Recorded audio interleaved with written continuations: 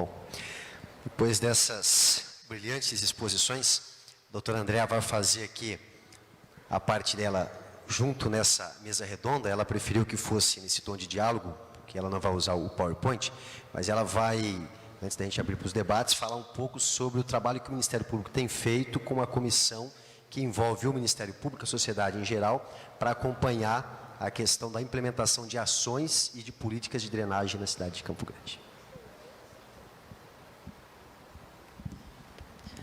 Boa tarde, novamente.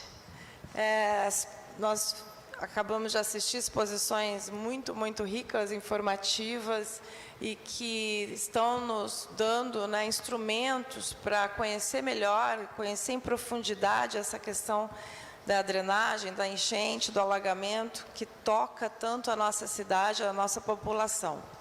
E, a partir desses instrumentos, nós vamos conseguir tomar melhores decisões, né?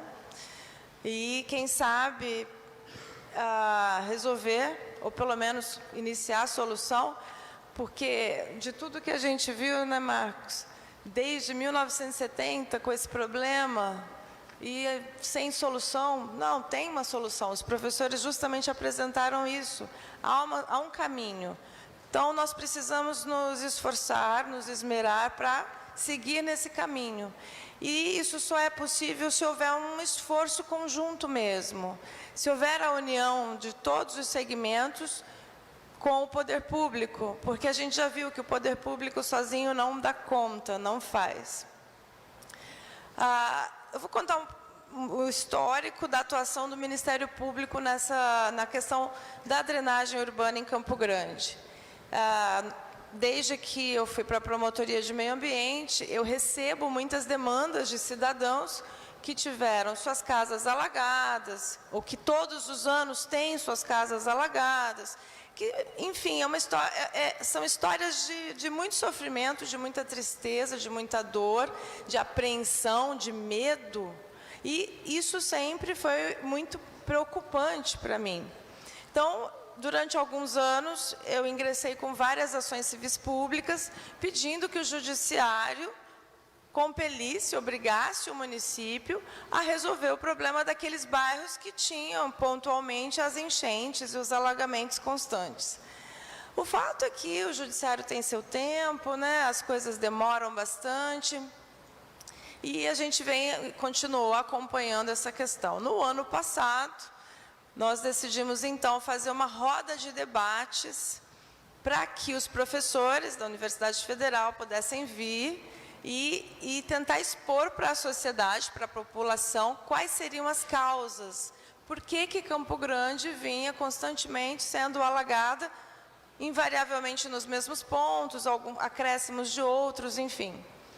E, né, nesse debate, nessa rodada, que foi muitíssimo interessante, riquíssima, com informações importantes e grande participação da sociedade, houve, de uma forma muito natural, a sugestão de que fosse feita uma comissão de cidadãos, sem nenhum critério, simplesmente quem quisesse acompanhar, e que fosse, então, feita essa comissão para tentar debater essas causas, possíveis soluções, como a sociedade poderia efetivamente participar do processo e não apenas só assistir, ficar insatisfeito com as poucas ações executadas pelo poder público, ficar naquela situação de medo, né? Naquela coisa da vítima, do medo, que paralisava muito as pessoas e paralisa até hoje. A gente tem experiências de pessoas que relatam o medo que tem, não sabe se fica em casa, se sai de casa, porque a água vai subindo, enfim. E nós, então, naquele dia, de uma forma espontânea, foi formada essa comissão. É uma comissão mista, com pessoas representantes de vários sistemas, de vários segmentos, enfim, não tem nenhum critério. E, inclusive, hoje eu convido as pessoas que estão aqui, quem quiser fazer parte, será muito bem-vindo. Todo reforço é importante e necessário. Então, nós estamos aceitando toda a ajuda possível. e ficaríamos muito felizes se as nossas fileiras fossem engrossadas aqui pelo pessoal, especialmente porque é uma plateia interessada, né, no tema, com certeza com teoria e prática para agregar ao nosso trabalho. A nossa comissão, aliás, primeiro, eu vou pedir para quem está aqui, eu não vou nominar, porque às vezes a gente esquece, não estou vendo todo mundo, né?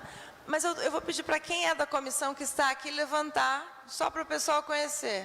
Por favor, a Luciane, a dona Neuza, o professor Natálio Abrão, que é o nosso professor mestre. Eu acho que são essas, mas a nossa comissão é maior. Ali atrás também, opa, desculpa. Ótima, professora Eva. Que bom que vieram, excelente. Então, é uma comissão em que a gente começou a discutir um ponto central na política de drenagem, que seria a falta de recursos destinados à execução das ações previstas no planejamento. Então, nós já tínhamos planejamento, plano diretor de drenagem, plano municipal de saneamento básico, com várias ações a serem implementadas a fim de que se alcançasse a finalidade de conter essas águas, né, de não deixar que as enchentes voltem ou que surjam. Mas nunca havia destinação no orçamento de recursos para cumprimento desses planos. Então, os planos existiam, mas eram completamente esvaziados. Então, essa era a nossa grande preocupação.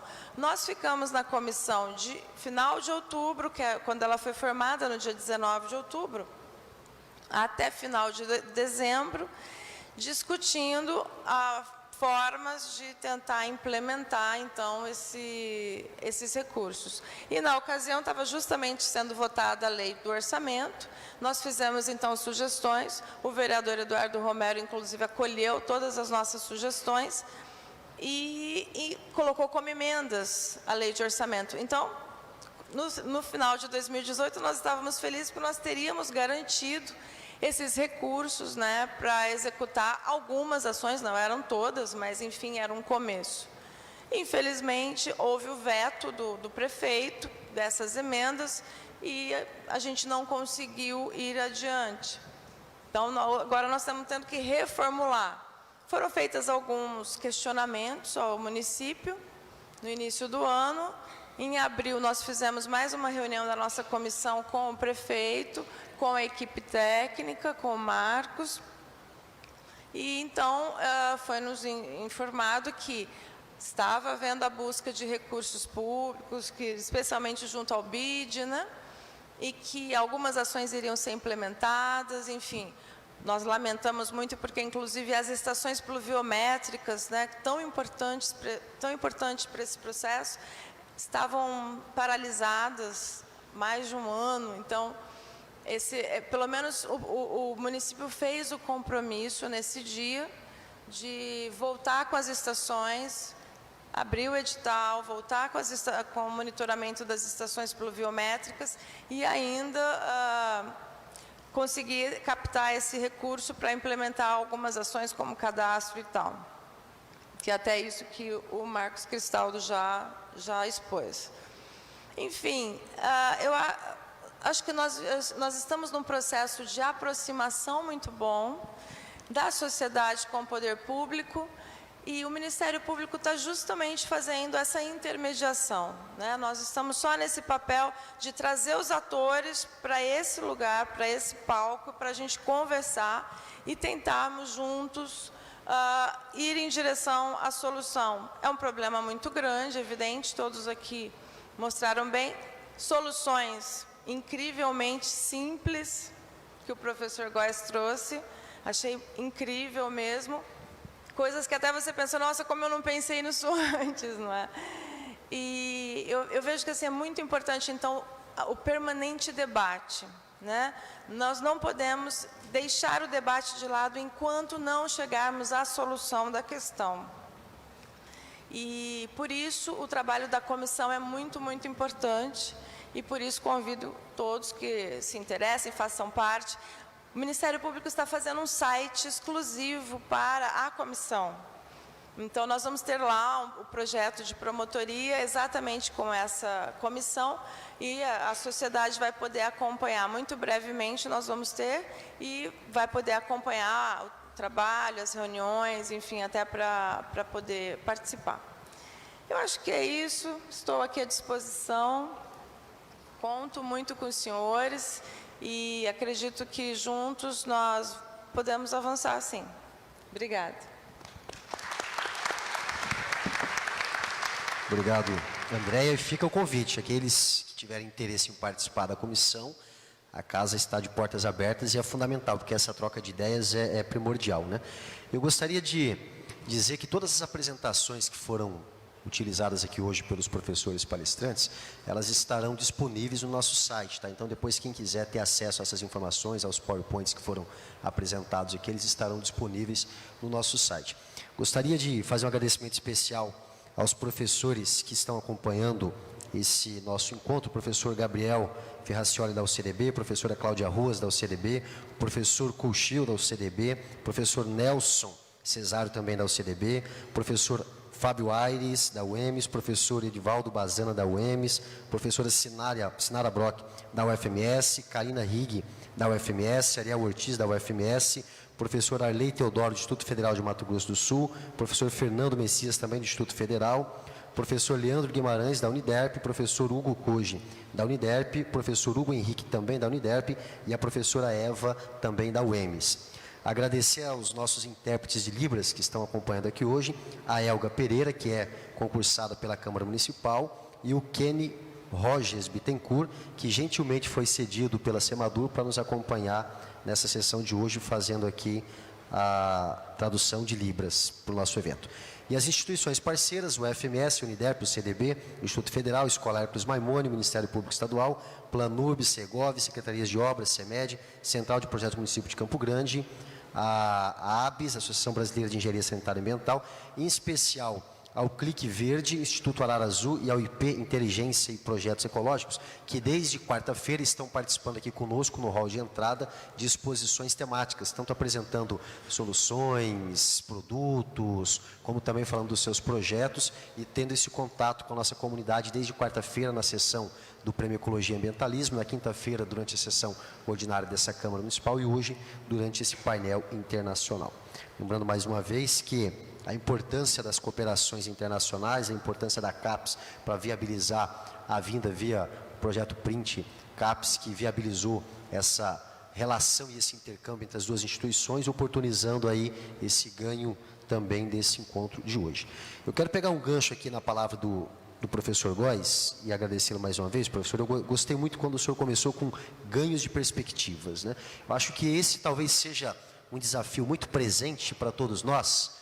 E aí já aproveito para dizer que eu vou fazer uma provocação para o professor Góes, o microfone está à disposição.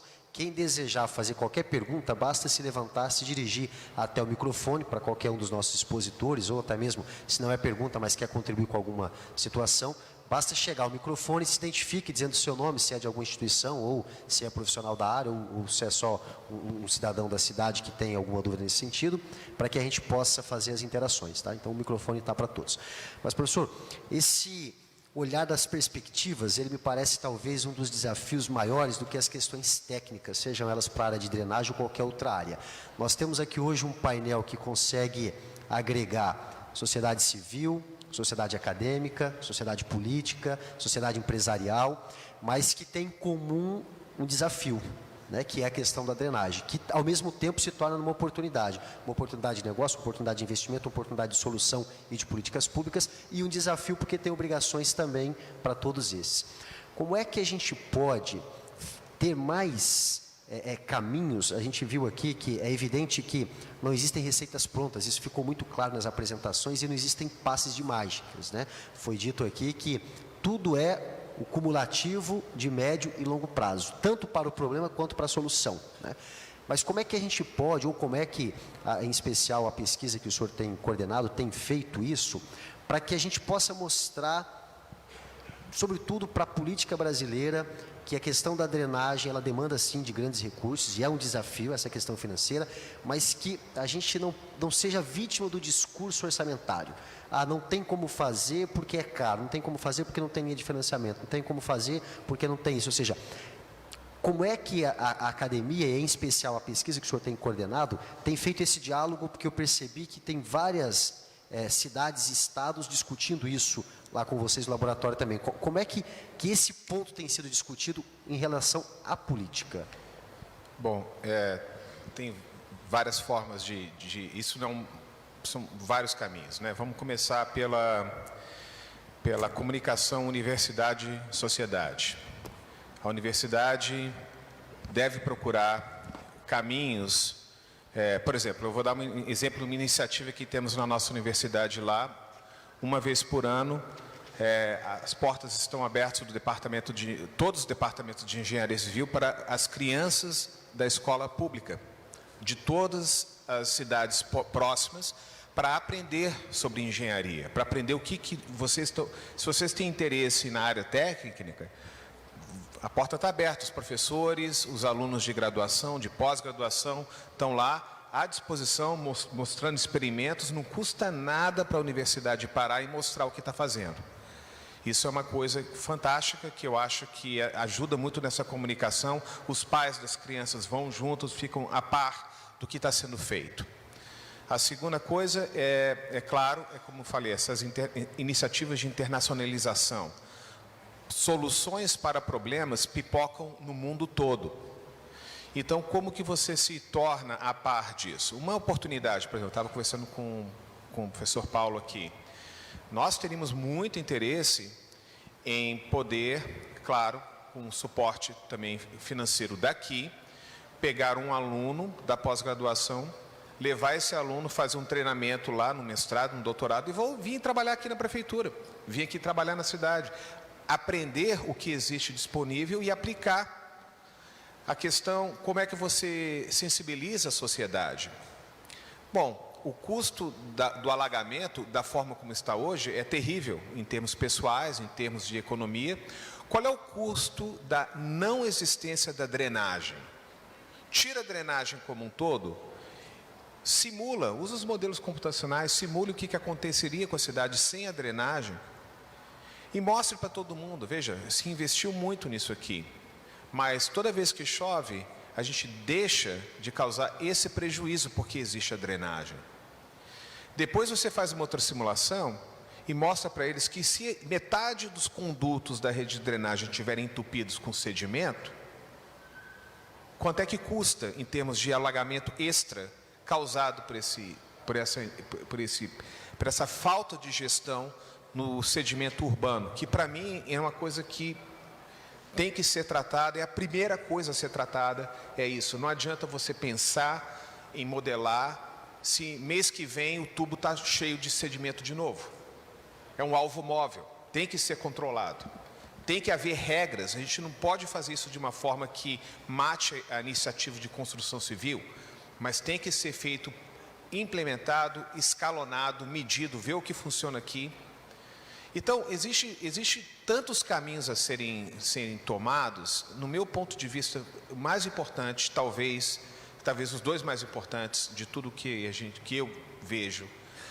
Número um, é mostrar economicamente, em reais, quanto que custa de benefício a existência da drenagem, a existência de uma drenagem com problemas de manutenção e a inexistência da drenagem. Coloque esses três cenários para a sociedade e justifique para eles que isso aqui é importante, é fundamental. Custa caro criar, custa caro manter, mas se você não tiver, custa ainda mais caro para a sociedade, para a economia, para as pessoas. Então, esse é um caminho. E o segundo caminho, como eu falei, é a questão dessa internacionalização, desse ganho de perspectiva. Mas de tudo que eu vi hoje... e veja, não é um problema de Campo Grande, não. Eu nasci em Brasília, eu vejo o problema acontecer em Brasília, vejo o problema acontecer em tantas outras cidades no Brasil, mas eu não vejo ações. Um código de obras que incorporasse isso. um manual de drenagem que incorporasse isso. Que a gente resolve os problemas, às vezes, com as receitas que nós tínhamos décadas atrás. A gente faz uma melhoria incremental, mas a gente, às vezes, tem que dar um salto quântico. E esse salto quântico vai ser dado com essa internacionalização. Por exemplo, mandando alguém daqui para fazer um estudo lá fora, trazendo de volta, empregando essa pessoa numa posição chave, numa posição estratégica, fazendo iniciativas como essa que a gente fez agora, trazendo mais pessoas.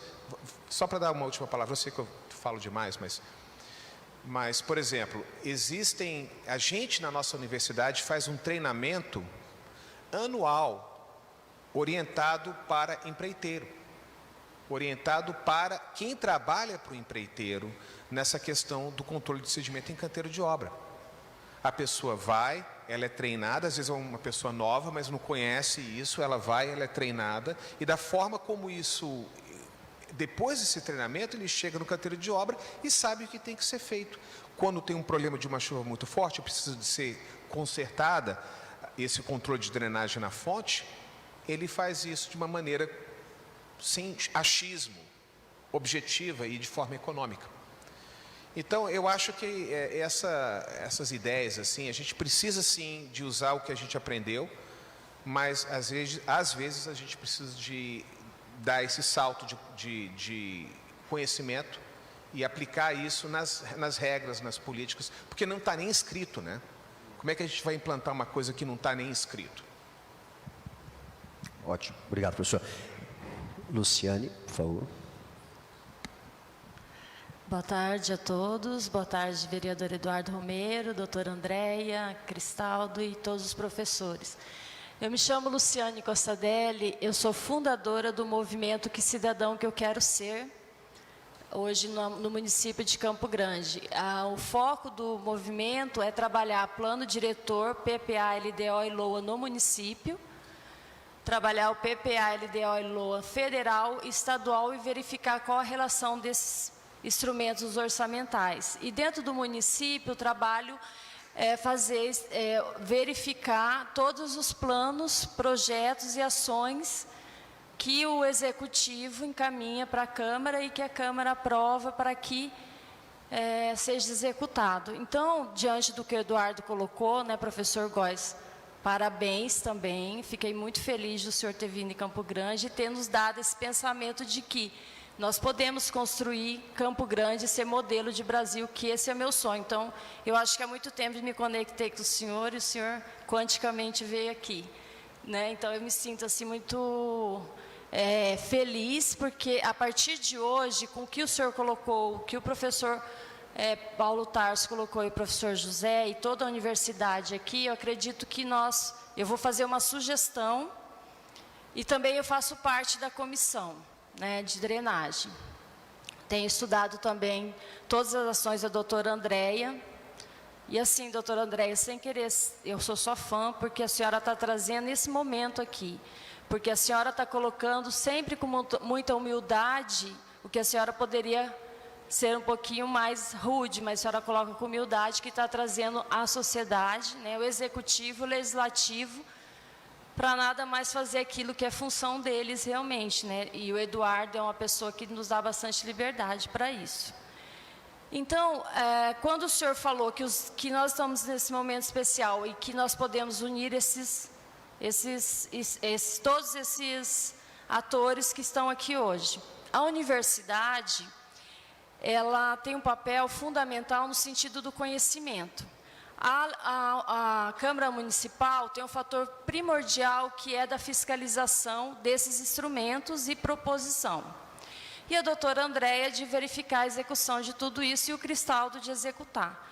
Então, eu sugiro que, agora nas revisões do plano municipal, que possa a universidade fazer um olhar na legislação. Porque, assim, o que eu senti nesses anos que eu venho participando das reuniões e vindo na Câmara, e indo no Executivo, indo no Judiciário, essa falta de comunicação no planejamento. Então, como o Cristaldo disse, 6 secretarias vão se reunir, 20 pessoas vão se reunir, Só que o senhor está dizendo um código de obra americano. O senhor acredita que um plano será executado sem uma agência de regulação forte, sem um legislativo forte, que faça com que o orçamento realmente seja aplicado? Então, eu vejo que a sociedade, através da comissão, doutora Andréia e Eduardo e Cristaldo, nós tínhamos que trazer a universidade para dentro das comissões da Câmara Municipal, porque as comissões elas têm que se reunir baseado no plano diretor. Desse plano diretor, nós vamos fazer uma lei de uso e ocupação do solo de acordo com o plano diretor e com os problemas da cidade. E o gestor, ele precisa fazer um plano de governo baseado no plano diretor, no PPA, na LDO e na LOA. Esses instrumentos precisam funcionar. Então, o que eu coloco aqui hoje como sugestão, doutora Andréia, é que nós possamos, a comissão, aumentar o número das bacias de drenagem ao longo do tempo, essa sincronização ao longo do tempo, piora ainda mais o problema de drenagem. Algumas coisas que vêm sendo feitas, que não estou falando que vai ser a solução, mas que pode ser considerada, pode ser testada, pode ser estudado, é você criar bloqueios na microdrenagem em locais estratégicos. Esses bloqueios ficam ativados até que o pico de cheia de determinadas zonas passem. E aí você libera a vazão e você libera isso de forma controlada para que as regiões onde existam inundações, alagamentos não ocorram. Não é necessário para esse tipo de coisa você construir uma reservação. Não há necessidade de obra para isso. Há necessidade de instalação de um controle ativo dentro da microdrenagem, em vários locais. Basicamente são reservatórios de ar que você infla, bloqueia, deixa a água acumular. Quando a cheia passar, você desinfla. São alternativas que podem ser utilizadas, não estou falando, de novo, que vai ser uma bala de prata que pode ser usada aqui, mas com rápido, se funcionar, com rápida intervenção você pode usar isso aqui e evitar que uma região que tenha problema de alagamento recorrente torne a ter isso com outras chuvas. Se eu me permitir, eu gostaria de agradecer pelos slides que o senhor passou, que são interessantes, barato e sustentável. Eu vi todos, prestei atenção em todos, aquele da jardinagem, do gramado e etc. Nós temos que ter mais trabalhos de visibilidade, que o campograndense não pode jogar nada no chão, nada na rua, e que a Solurb, que ganha muito bem, que tem um contrato que se dizem, que eu não sei, que é milionário, deveria fazer o papel da limpeza dos bueiros e não faz. Eu tenho que pagar alguém para abrir ali e limpar os bueiros da esquina da minha casa, se eu quiser ter limpo. Eles passam varrendo e, se deixar, joga até lá dentro. Mas isso não é problema meu, não é eu que tenho que fiscalizar, só pra né? gente... Então, é bem rápido. Todos os slides que o senhor passou são sustentáveis, baratos, não é uma coisa extraordinária, a não ser aqueles túneis lá, que eu acho que não é o caso necessário de Campo Grande, a não ser se for fazer paralelo a Ernesto Geisel, que daí seria bom também, já resolvia. Passar para o professor Paulo. Bom, eu acho que foi muito boa a colocação. É Neuza? Muito boa a colocação, até para explicar, né? Tem a questão dessa modelagem, tem as áreas que a gente vai gerar, essas áreas de inundação. É antes da chuva acontecer, é um ponto. Mas também a gente usa a modelagem para, como o professor Góes comentou, para justamente solucionar esse tipo de problema. É saber aonde que a gente tem que fazer uma intervenção, o que a gente tem que ser feito, né? Com relação a essas áreas de inundação, muitas vezes, né, você falou assim, começa a chover, a gente sabe que vai inundar aqui, né? Mas às vezes a gente pode ter uma informação antes de acontecer uma chuva, que a gente tem informação no radar. E um outro ponto, né, por exemplo, nessa última, talvez não afetou a senhora, mas na última chuva desse ano, uma pessoa quase morreu, né, porque estava num lugar que não sabia que ia inundar, né? Então, às vezes, não afeta a senhora, mas afeta, né, olha quantas pessoas tem na cidade, né? Então, eu acho que tem alguns problemas que a gente tem que... né, tem um caso que a gente pode solucionar e tem outros também que a gente pode fazer. Isso não é a solução, né? É um paliativo que a gente pode informar a população para não sofrer um dano. Então, essa não é a única solução, né? Isso aqui, existe uma série de soluções aqui que a gente tem que tratar, e não é algo que também, como o professor comentou, não é uma bala de prata, você vai lá e simplesmente com um ponto você resolve tudo, né? Mas eu acho que é uma coisa interessante que a gente deve atacar, justamente para evitar, né? Existem vários locais que tem morte, né? Comentei com o professor Góes, lá nos Estados Unidos, muitas vezes passa um furacão, existem esses sistemas de alerta, as pessoas têm que sair das residências e morrem. Se a pessoa não sai do lugar, morre. Então, a gente às vezes não passa por um evento tão extremo como esse, tá? Pode ser que ocorra e a gente pode estar tendo problemas. Eu falei de vida, assim, pode a pessoa morrer. Mas eu vi as pessoas, quando vê água, a pessoa fica desesperada. Tem muita gente que deixa o carro, sai correndo ou está na rua, a pessoa nem sabe onde ir, né? E se a gente vê isso a cada ano, vai ter um ponto, se nada for feito, pode gerar morte. Eu acho que é um ponto a ser atacado. Mas não levando em conta o seu. Isso aí, o seu é fundamental, porque faz parte do planejamento, da ação que a gente deve fazer. Aproveitando as provocações, parabenizar tanto a Luciana quanto a Neuza pelas contribuições e dizer que nós estamos com a consulta do orçamento público aberta. O município elabora o orçamento, tem 2 momentos importantes. Tem um momento até o final do mês, agora dia 25, de consultas online, onde o campograndense pode entrar no site da prefeitura e dar sugestões para o orçamento, e tem um momento de consultas presenciais. Cada região, é uma série de calendários, eu não vou falar todas aqui, até porque eu não lembro de cabeça, mas para cada região tem uma data. Começa no dia 10, agora de junho, e vai até o final de julho, onde também cada região pode presencialmente apresentar suas contribuições. Eu acho que é um momento importante, viu, Luciane e Neuza, principalmente porque a gente que está lá na outra ponta, provocar essas discussões e ocupar esses espaços de elaboração. Nós não temos em Campo Grande o orçamento participativo propriamente dito, mas a gente tem o orçamento comunitário, que é esse braço do orçamento, onde tem essa fase de consulta, tá? Aí depois a prefeitura fecha as consultas em julho, elabora o orçamento a partir dessas contribuições e do material dela mesmo com as secretarias e envia em setembro aqui para a Câmara para começar a discussão no Legislativo. Só queria compartilhar esse calendário, tá?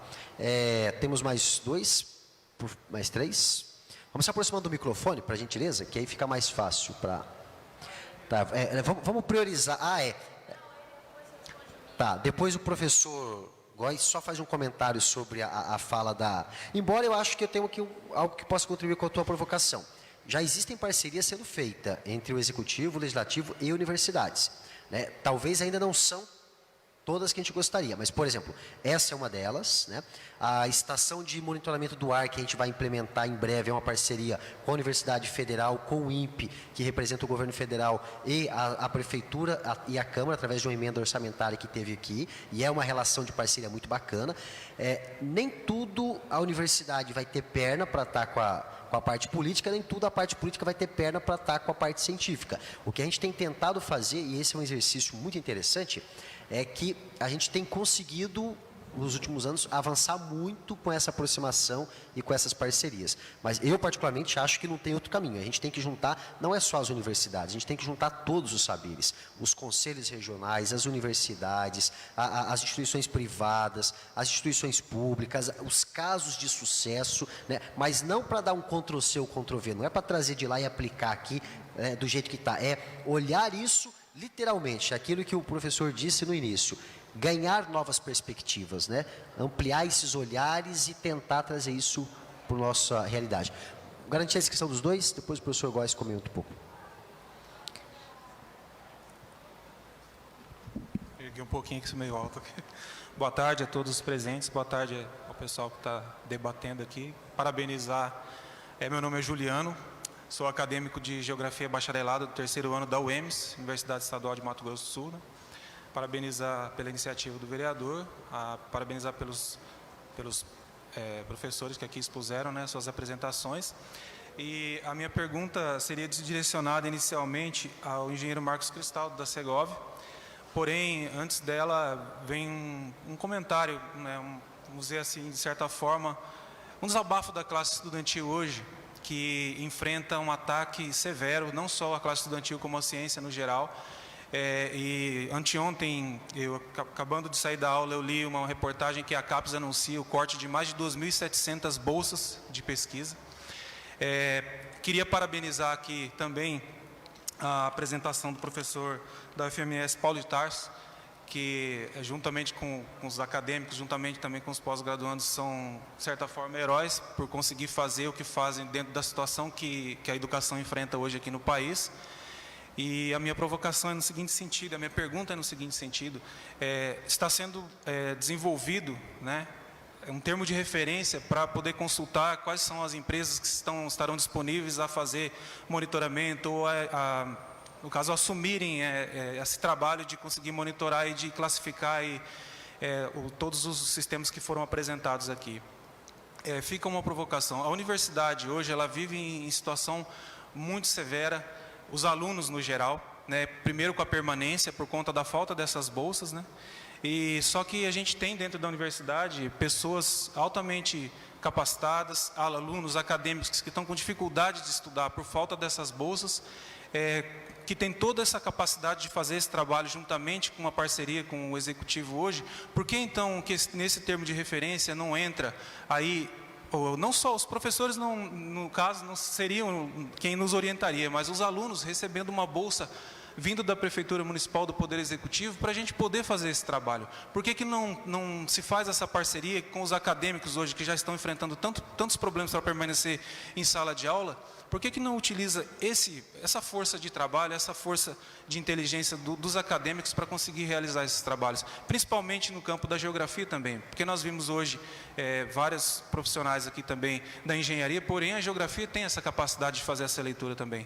Então a pergunta aí, a provocação é para o secretário, dizer por que hoje essas parcerias não são feitas com tanta veemência e com tanta vontade quanto é feita quando é criado um termo de referência para uma empresa, para a iniciativa privada, não deixando claro que a iniciativa privada e a participação dela é importante para a sociedade, porém nós temos a academia para poder fazer isso e fazer muito bem com a ajuda do Executivo. Seria essa a minha pergunta e mais uma vez parabéns pela iniciativa. Tá? Obrigado, Juliano. O próximo inscrito, já corre para o microfone. Cadê o professor Arley? Também estava aí? Ele vai fazer também. Isso, pode fazer os três na sequência, os dois. Isso, você primeiro, depois ele. Boa tarde a todos, meu nome é Geraldo, sou vice-presidente do SECOV, Sindicato da Habitação de Campo Grande. Quero parabenizar as palestras.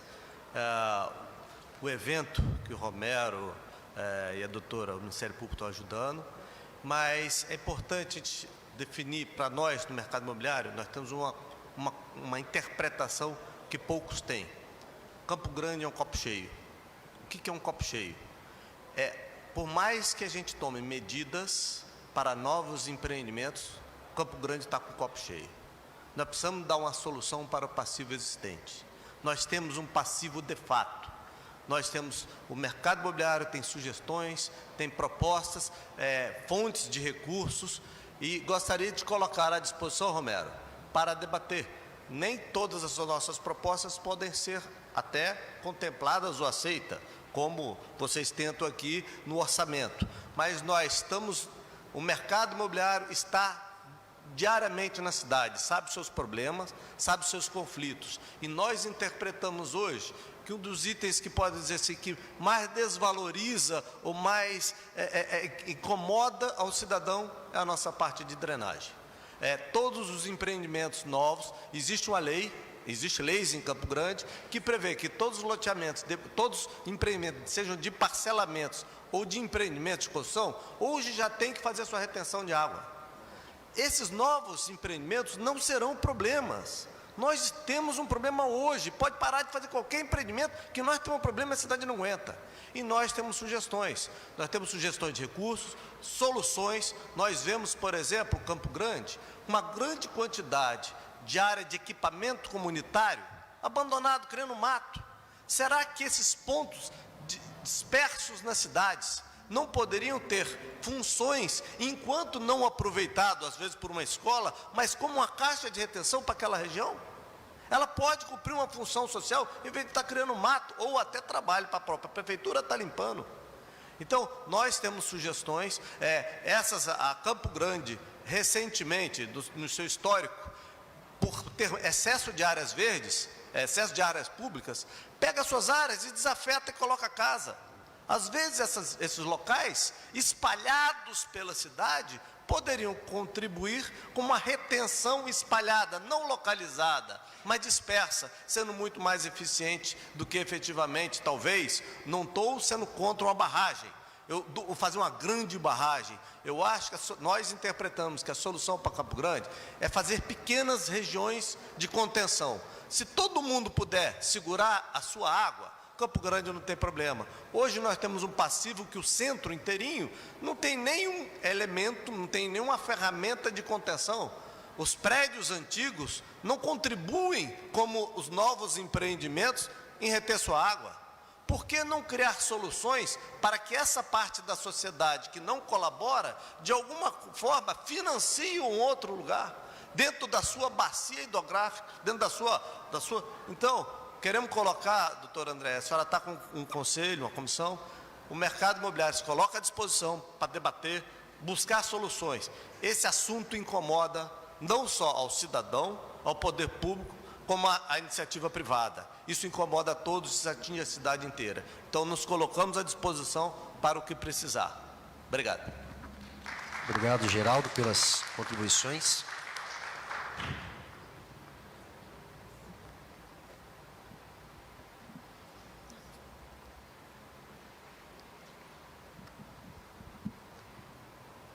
Olá a todos, boa tarde. Uma satisfação muito grande estar aqui com vocês hoje. E o que eu tenho para falar, eu sou surdo, eu estudo na Uniderp, no curso de arquitetura, e estou no primeiro semestre.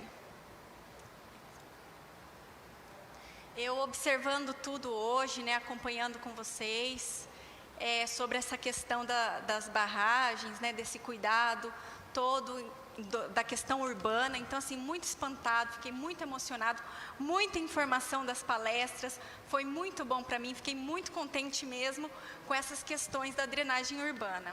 E a minha sugestão hoje aqui é que realmente aqui é um lugar muito bonito, uma cidade muito bonita. As pessoas, a população, falta ainda o quê? Conhecimento, As ruas, os lugares, os parques, árvores, tem muitas árvores aqui em Campo Grande. Passeando, eles jogam lixo, jogam chiclete no chão, o papel, é muito lixo que a gente vê, E essa questão com as águas, como que elas vão realmente escorrer, Elas vão ter vazão. Então, está faltando realmente a consciência, isso que eu vejo, que eu percebo que é difícil, e aí é sempre o quê? Um desafio, é muito problema. Então, as pessoas ouvem, mas não dão atenção real a isso. Precisa conhecimento. Elas são o quê? Ignorantes, apenas ouvem, mas não colocam em prática. Então, é a consciência realmente que eu acho que está faltando. É tanta coisa importante que foi vista hoje. O Brasil todo, a gente tem, esse orgulho, o Brasil em organização. Então, está faltando esse orgulho para a organização desse país, a questão das nossas matas, dos nossos espaços urbanos, todos esses, ter uma consciência de uma convivência melhor, porque senão a gente realmente vai para um buraco, vai tudo tomar um prejuízo muito grande. E seguindo a legislação, eu agradeço a todos por esses cuidados. Muito obrigado. Elga, o nome dele, desculpa. Meu nome, Renan. Obrigado, Renan. Arquitetura.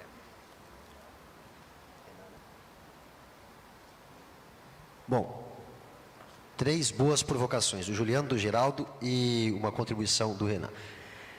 Quem se habilita a fazer... Tem perguntas direcionadas para o Marcos e depois foi o Geraldo. O Geraldo, o primeiro foi o Juliano, para você foi o Juliano que falou mais especificamente do termo de referência, aproveitar a mão de obra acadêmica.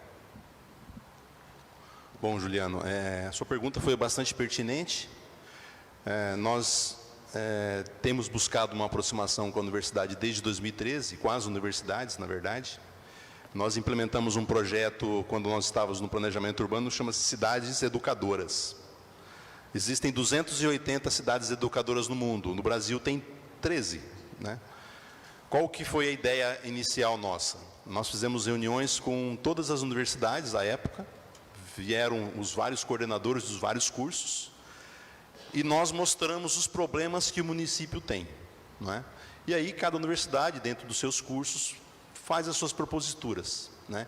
Inicialmente, apenas com o intuito de estudar, sem ter serviço envolvido. Mas essa aproximação com as universidades nos propiciou, por exemplo, desenvolver alguns projetos em conjunto. Por exemplo, vou citar aqui o caso da Universidade Federal, em um convênio que teve com a questão do tapa-buraco, né? Foi feito um convênio com um recurso de 1.700.000 em 24 meses, onde a universidade está fazendo os estudos de laboratório, de solo, fazendo os manuais de tapa-buracos, e agora, ultimamente, estão desenvolvendo as normas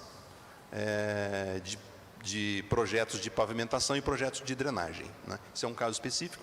Nós tivemos um outro caso que foi com a UCDB, num convênio, na elaboração do plano de manejo da APA do Cerola.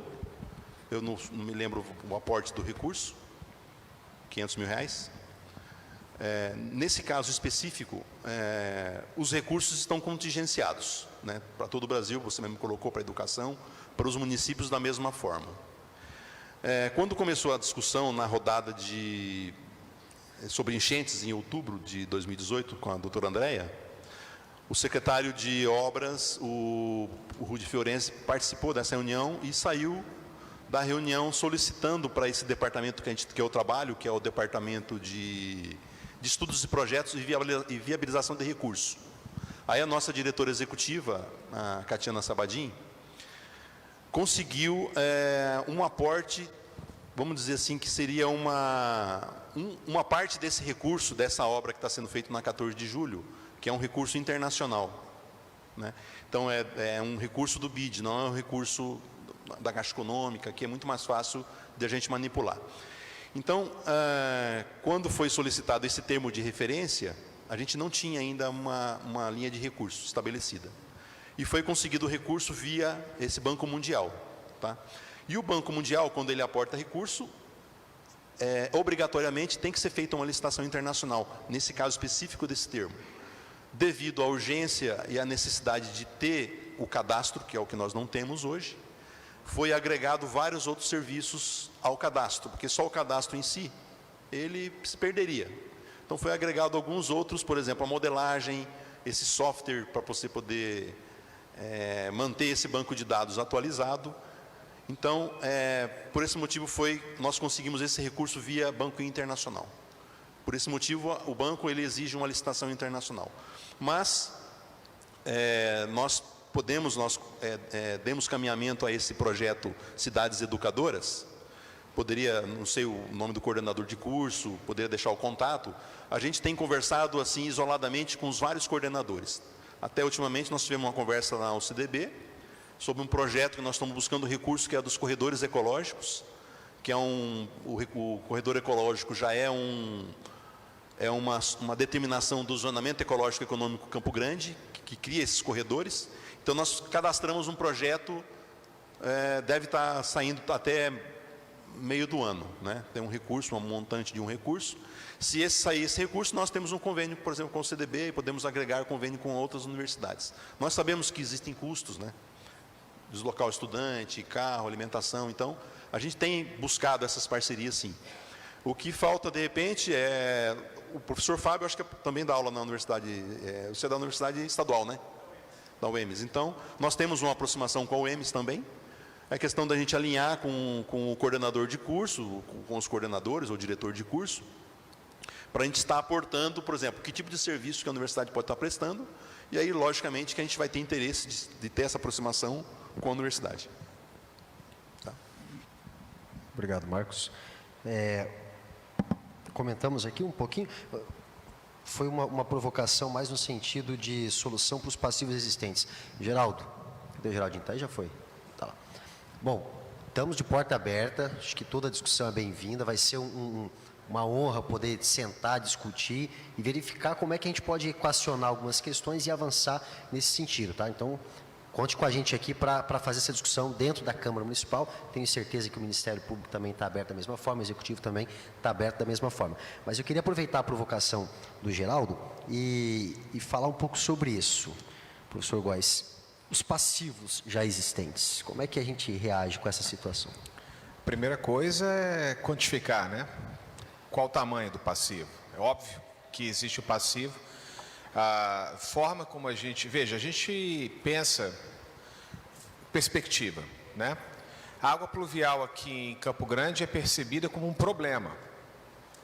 Lá na China é percebida como recurso. Lá na China não tem água. Então eles retêm... Existe um termo em inglês chamado Sponge City. O objetivo é uma política... O governo é comunista, enfim, as coisas são diferentes lá, mas a cidade... num prazo aí de 10 anos, tem que reter 70% da água pluvial que chega nela. Para quê? Para bombear essa água para tratamento para as pessoas beberem, porque não há água. Nós vemos a água pluvial aqui, veja, com a perspectiva de ser um problema. O passivo ambiental existe, óbvio, é claro. O copo cheio, né? Onde que a gente intervém? Porque, afinal de contas, já está quase tudo ocupado. Estava conversando com o secretário aqui, 65% de algumas áreas já em mãos privadas, a margem de manobra é muito pequena. Mas, por exemplo, eu estava conversando agora aquela alternativa de você bloquear trechos na rede de drenagem, fazer a dessincronização do processo de descarga. Dessincronizar. Para quê? Para que, claro, você tem problemas de alagamento de determinado ponto, às vezes você colocando barreiras como essa, já preparadas, olha, a chuva que está vindo vai ser uma chuva forte, vamos preparar? Vamos. Você desincroniza o sistema, deixa ele acumular e depois libera. Pode resolver o problema? Pode. Pode resolver todas as vezes? Eu duvido, mas algumas vezes ele pode resolver e outras não.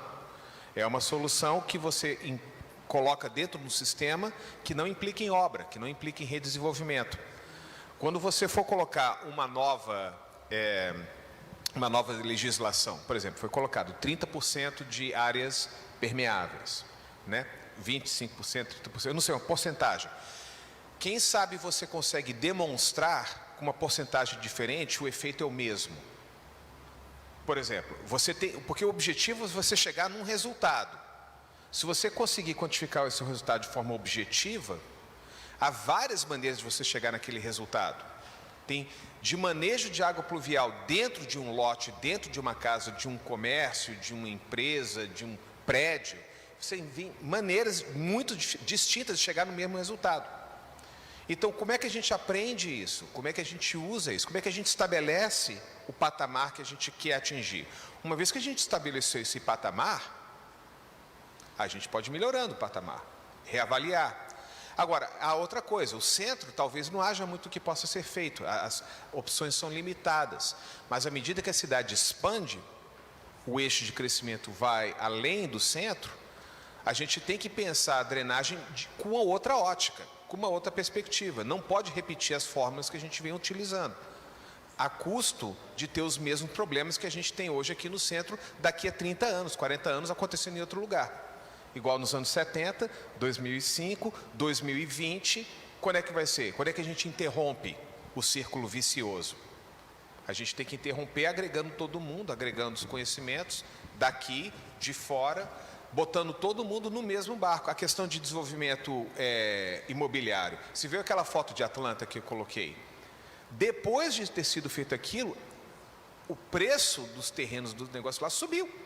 Era um problema, deixou de ser um problema. Pelo contrário, virou uma região onde todo mundo quer ir, quer se mudar para lá. Então, eu acho que existe, sim, um potencial, existe um capital a ser ganho, dinheiro a ser feito nessa gestão de drenagem mais inteligente.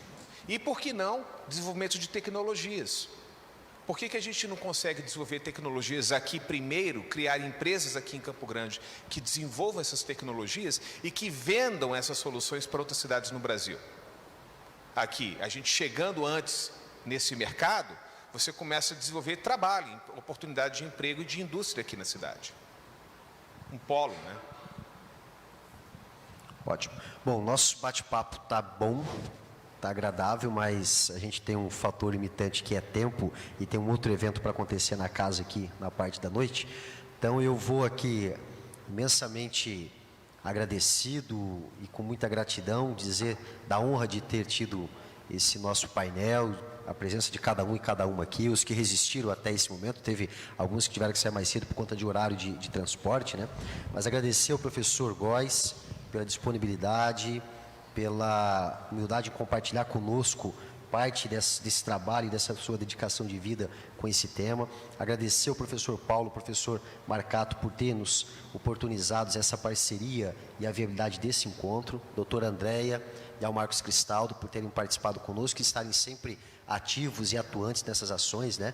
Não é fácil, eu sempre digo que nós fazemos o diálogo entre a sociedade civil, a sociedade organizada, o poder legislativo, o executivo, a ciência, o empresariado. A gente sempre vai ter muitos atritos presentes. E a gente não pode ter medo desses atritos, nem muito menos de trazer as nossas divergências para essas discussões, porque é exatamente essa riqueza que faz com que as nossas perspectivas mudem, né? E é exatamente essa experiência de cada um e cada uma que faz com que a gente perceba outros olhares que às vezes antes a gente estava muito no nosso campo, na nossa caixinha, né? Mas não existe nenhuma solução mágica, não é por conta de que a gente discute esse problema, vê exemplos e modelos que amanhã a coisa está efetivada e resolvida. É médio, é longo prazo. Nós lidamos com uma nossa cultura de pouco planejamento e de pouca paciência. E não existe nenhuma solução ambiental sustentável, nenhuma solução de recursos nenhum que seja, que não exija o mínimo de compreensão de que existem coisas de curto, médio e longo prazo. Nós estamos sempre habituados com as de curto, curtíssimo. Mas a gente precisa pensar mais nas de médio e longo prazo, né? Acredito que Campo Grande tem avançado muito, sim, né? Nos últimos anos a gente avançou com legislações bem interessantes para essa cultura de médio e longo prazo. Evidentemente que elas não são, talvez, as ideais e as perfeitas, até porque isso não vai existir em nenhum momento social, mas elas são bem diferentes do que era anteriormente, né? Há alguns anos atrás, você falar de plano diretor na cidade de Campo Grande era um tema totalmente desconhecido ou conhecido de 2, 3 segmentos. Nos últimos anos, a cidade conseguiu fazer, com todas as situações que tiveram, mas conseguiu fazer um grande debate sobre o plano diretor e, pelo menos, trazer à tona a importância de pensar e planejar a cidade. Então, assim, são esses pontos que eu acho que fazem diferença. Em nome da Frente Parlamentar de Vereadores Ambientalistas, em nome da Câmara Municipal de Campo Grande, nosso presidente, vereador professor João Rocha, eu agradeço a presença de todos. Peço, antes da gente fazer o encerramento, a presença de todos os colegas aqui, aproveitando para que a gente possa entregar oficialmente ao professor Góes uma placa de visitante ilustre, em nome do Legislativo Municipal. É um projeto de lei aprovado por essa casa, reconhecendo a sua presença e a importância nesse nosso debate. Muito obrigado a todos, tenhamos um bom fim de dia e um bom fim de semana. Obrigado.